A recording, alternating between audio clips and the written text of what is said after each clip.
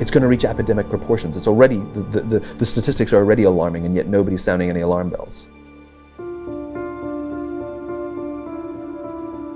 Digital dementia. This is a real medical term right now. This is the idea that we're outsourcing our brains to our smart devices. We're so reliant on our smartphones that our smartphones are making us stupid. Does that make sense?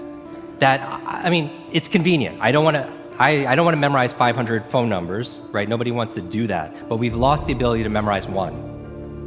Like if I give you a 7-digit number now, how difficult? Would it be you find that kind of difficult to memorize, like a phone number that you used to do years ago? Yes or yes?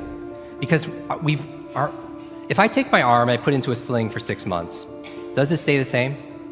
Would it even grow stronger? It would what?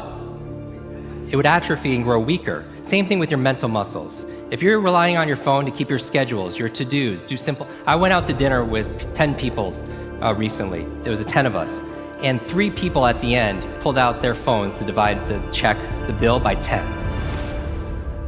We've lost the ability to be able to do certain things, and so that's where digital dementia is. Smart devices could be extremely convenient, but they could be crippling also. So it could be a balance. Can I borrow someone's phone, please? Anyone? Thank you. Okay, there is a subconscious reaction to these devices when we use them, okay? What if I were to hold my phone while I'm talking to you? I'm not checking it, it's not buzzing, it's not beeping. I'm nothing, I'm just holding it. Do you feel at this moment that you are the most important thing to me right now? No, you do not. Because there is a subconscious reaction we have to the device. When it is out, it makes the people around us feel that they are less important. So when we're walking down the halls in our offices and somebody says, hey boss, can I ask you a question? You go, sure, what's on your mind? We've just told them they're not that important. Or we can go, sure, what's on your mind? And if you don't have a pocket, find a shelf, put it on the shelf, come back and say, sure, what's on your mind? When we show up to a meeting, or a lunch, or a dinner, with our colleagues, our clients, or our friends, or our families, and we put the phone on the table, we have announced to everyone in the room that they are not that important to us. And by the way, putting the phone upside down is not more polite. My favorite one is in the meeting or at a lunch with someone that the phone will ring and the caller ID will pop up and they will go, I'm not gonna get it.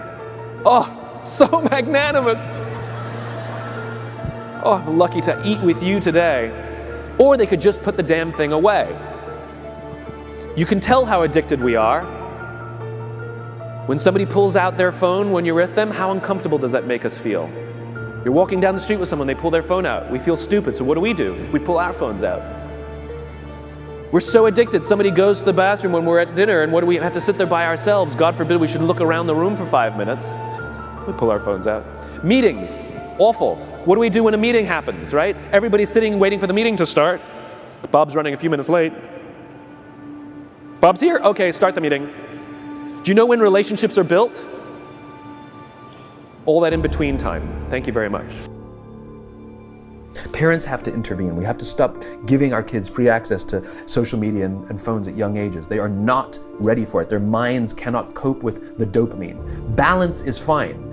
You can give a kid a phone, but they can't use it in their bedroom. They can't have it at the dinner table. They can't take it to school.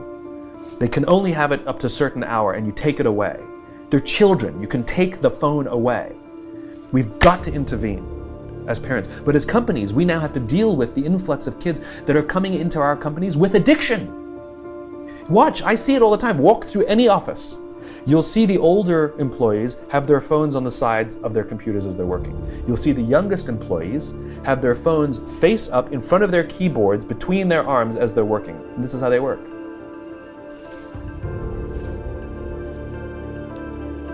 And the science is alarming.